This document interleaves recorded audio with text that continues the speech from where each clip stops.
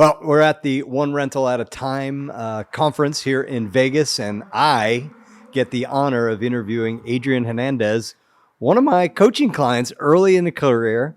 I got to watch Adrian go from this young, hungry, he's still young, but very, very young, very green, hungry, like run into every wall possible to make things happen, to now watching his business mature and thrive and grow, and a team, and absolutely just crushing it. So we're going to get to turn the tables. Normally it's you asking me questions. It is. I'm drilling you. You guys, this means a lot to me because Joe D is like, I got a couple of dads. Joe D's, he's one of my, anyways, Joe, we'll get into it, but Joe D has saved my life.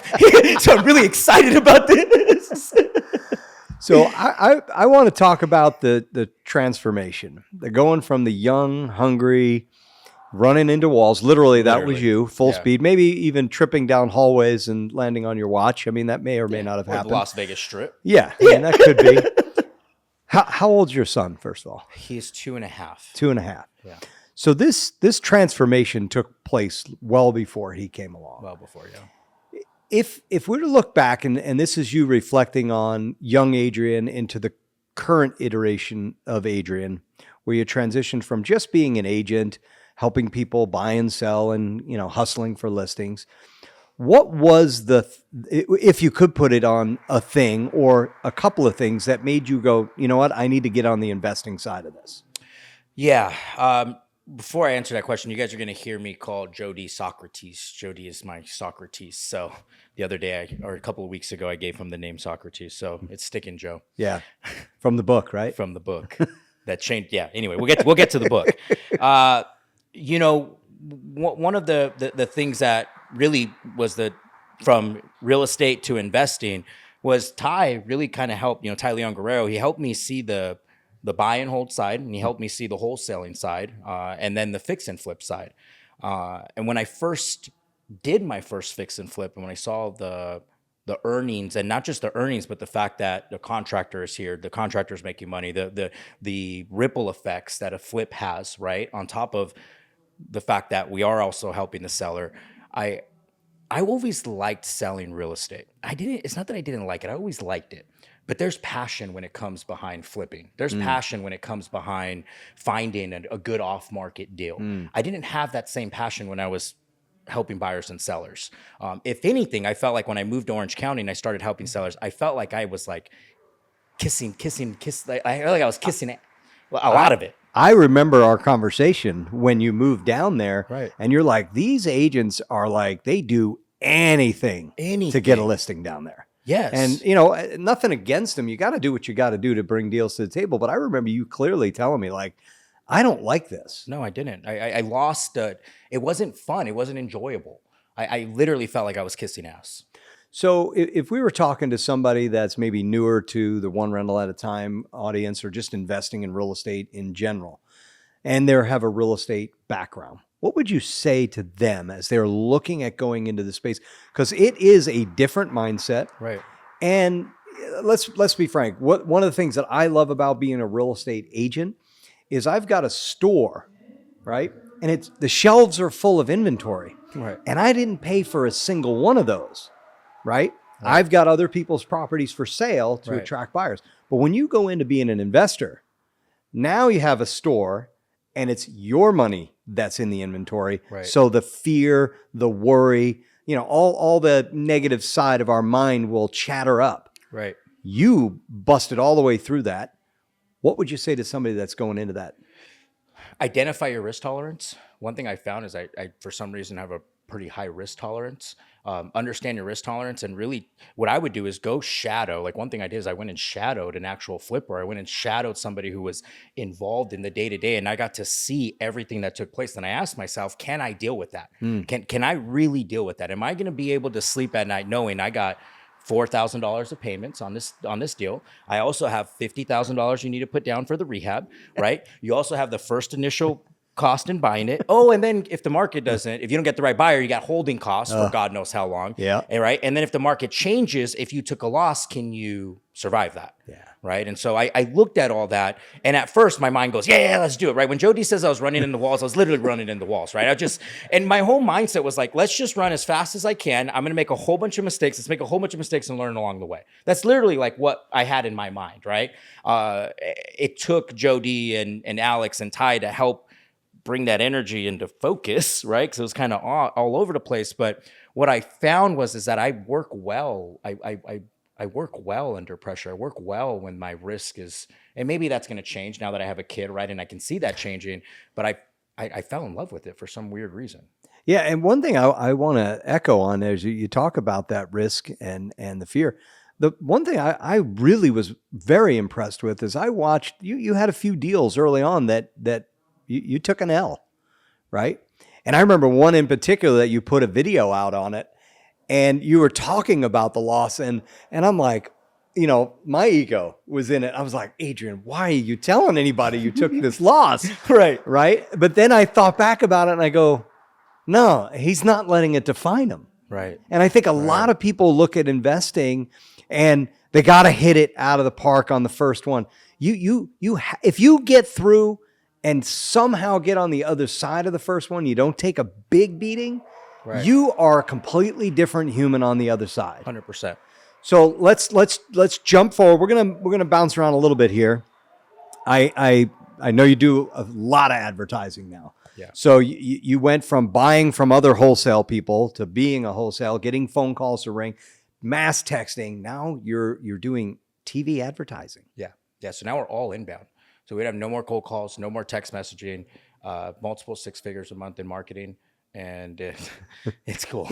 It's cool. It's cool because I'm here talking with you. And I remember when I couldn't pay you and I couldn't write a check. Jody was my coach and I couldn't write a check. And I remember being so embarrassed that I ignored him. I ignored you because I was so embarrassed, but I knew I was going to pay it. I knew it. Kelly, I knew I was going to pay it. I told my wife I was going to pay it. And then I remember paying it. I remember sending you the check and you go, I almost wrote you off. Right. And just see that I was barely able to afford coaching. And yeah, it's cool. Thank you. No, my pleasure. I think that one trait that I think any successful business person, whether you're a real estate agent, investor, or anything in this space, is that stick-to-itiveness. Yeah. Because you're going to go through stress, the market changes. I mean, you identified a bunch of them already.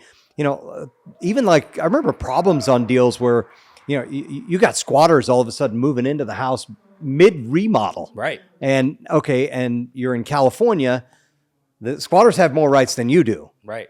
So coming through all of that, but now here you are, all the inbound marketing. How do you keep yourself calm and composed when you've got the overhead level that, and this applies for both somebody who's new, like because early on, right, it's just a threshold. Right. But what do you do mentally and emotionally to balance that stress, that worry? I've got to write these 6-figure checks every month to cover the marketing to get these inbound calls. You were still writing big checks back in the day when you didn't have much money. Right. What was the secret there for you? I want to say it was something you taught me in one of our coaching. It's just how do I put this? Is really I remember when I would go through little tiny, and let's go look back at the 1,000, the 2,000, and 3,000. I remember you always telling me, right, it would just continue going, right, just continue going. And then I also remember you telling me, learn to level.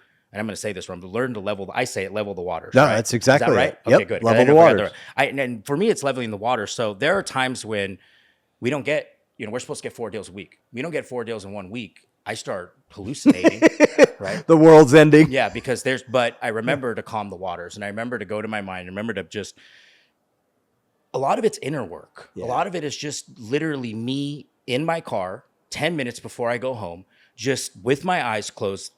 I'm literally picturing still water.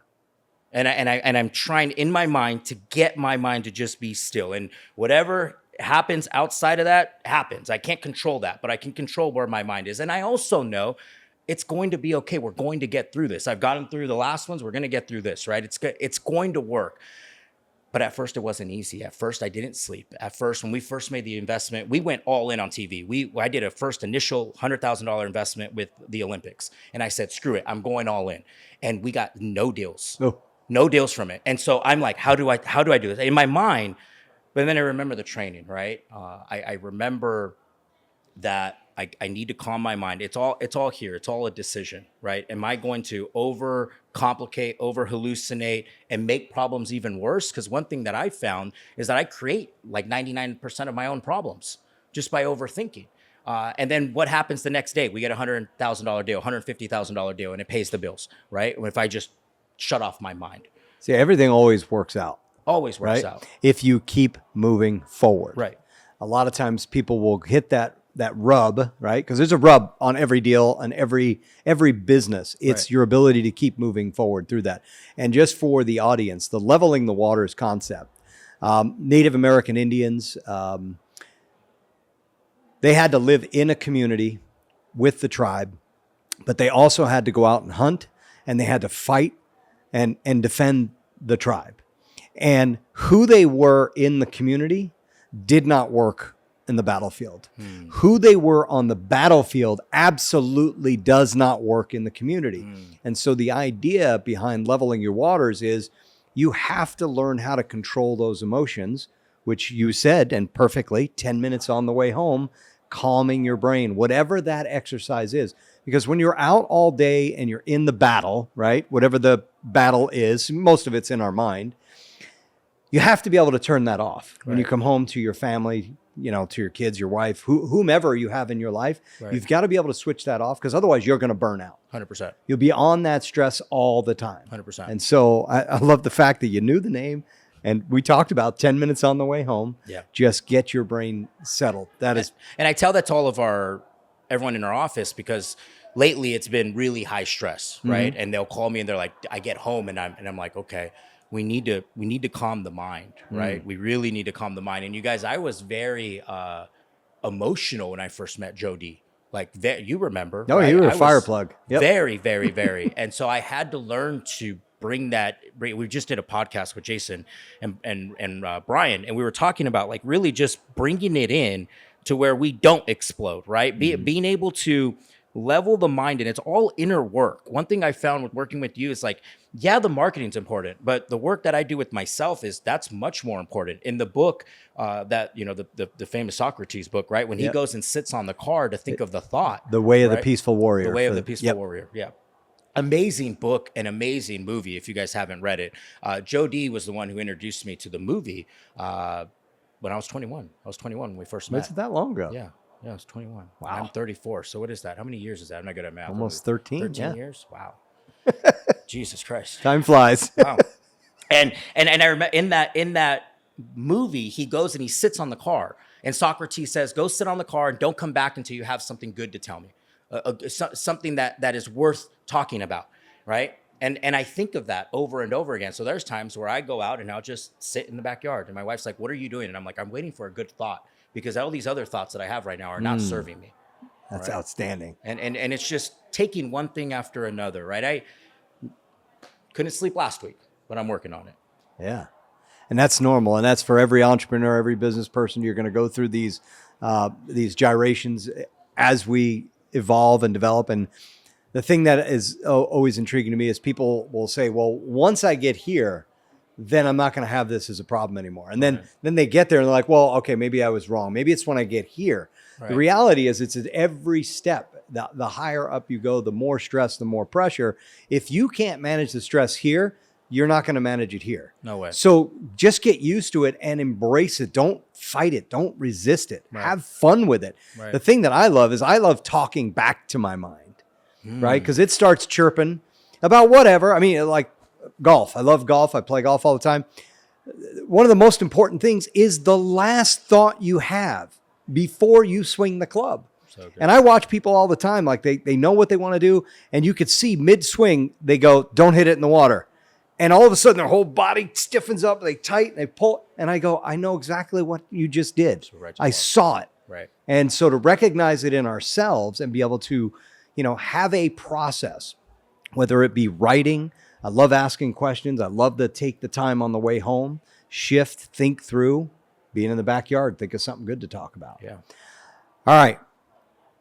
Give me something good that I don't know about right now that's going on in your life, because we haven't talked in a couple of months. I mean, we've traded texts here and there, but give me something good. Like, that I'm like, I'd be Something blown away good. with. Yeah. Something good. We'll have $1 million month. A what? We'll have $1 million month next month. Hell yeah. Yeah. That's that's pretty good. I'm sure that was. I like how you were like, you had to kind of think about it. Last year we had an 800. Last year we had an 800K month, and this year we'll hit a $1 million month, and then I wouldn't be. We will hit a $2 million month this year. Absolutely. It's gonna happen. Yeah. You got, well, the first one you got to get out of the way is $1 million. Yeah. Right. Exactly. Then And it we was can see it. Once you've done it, you're like, okay. Yeah. Like that wasn't as hard as I thought it was. Right. It's good. And then another thing you don't know is I've taken your advice over these years. I've shut everything off besides I'm just focusing on my business. I'm not focusing on, there's no shiny object anywhere in what I'm doing right now. There's nothing but me and my business, going on appointments and working with the team. That's all I'm doing. Yeah, I think the one thing, as you, in general, and this is everybody, as we become successful, other people are attracted to that success, and then they want a part of that success. And so they start presenting you with other ideas. And because you're I want to make big things happen, we're like, oh, well, yeah, I can do that, and I should be doing that, and let me add this to it. So one of the things that I work on now is I'm involved in a number of different companies, and it has to 100% fit my skill set and be in alignment with my life for me to add it. If it's even 5% off, I've got to pass. Yep. Yeah. I'm right there. I got rid of posting on social media because I noticed that I was taking an hour and a half to film when that hour and a half could be spent with my wife and my newborn. And I'm taking it away to go make videos that I'm not selling a course. I'm not selling. Why am I making these videos? Right. But you know, what's crazy is when I eliminate all the noise and I just focus on my business, we have exponential results. Nothing ever is like, it's like, wow, no one, why didn't you just listen 10 years ago? $1 million month. You don't get that by not being in the business, right? Being all in, all the focused. I think, but and I don't say this is my problem. I'm working on this. I always have to learn the hard way, Joe D. And that's, it's not you. It's most people, right? Like I'm always intrigued, and this is a parenting conversation because you got a 2.5-year-old, so you're going through it. You can tell them hot stove, hot stove, hot stove. They touch it once, they will make a 10-foot arc around that hot stove for the next several years. They were like, not going to touch that, right? Right. Now, we don't want them to hurt themselves, but sometimes, and I've had to do this with both Tyler and Emma, I have to go, all right, I mean, it won't hurt them too bad, but they're going to get smacked here. Yeah. Not by me physically, or just life, right? Right. And so for all of us, I think the biggest thing we have to look at is, what am I learning? What are my takeaways? Because we are going to make mistakes. The challenge is some people keep making the same mistake one after next. It's the same mistake. It's like, no, slow down. Why did you get yourself into this? Right. Because if you kept being shiny object guy 10 years from now, that'd be a problem. Be a big problem. It'd be like, all right, he's not getting this. Right. So, right. And that's one thing that I'm seeing. Just like everybody, we beat ourselves up, right? I beat myself up, and I'm like, why didn't I make the change earlier, right? Why didn't I decide to think earlier? But we were just talking about this on the way over here with Jason. That's what life is, though. Yeah, life is progression. Yeah, right. That's what this whole journey is, and this is one thing I've had to learn. We just got to learn to just get better every day, and don't. When you're, have you ever noticed this? When you're still and you're not doing anything, that's when you're depressed. You notice when you're like not moving and you're not challenging yourself and you're not learning and you're not questioning, all of a sudden, like things just you start wondering like, what's wrong with me? It's because we're not growing, right? And so one thing I found is like, to your point, is always questioning myself, always not questioning, but in the sense of, how am I getting better? How can I get better? Is this the man that I need to be right now? Is this the man that I'm showing up that I need to be right now? Who do I need to show up and be? Because to your point, this isn't a have game. This is a be game. Yeah. Right. It's all working on our being. And as our being grows, I've noticed, things grow around us too. So, well, so one of the things that ties into that is you've got to know yourself, and you've got to learn yourself.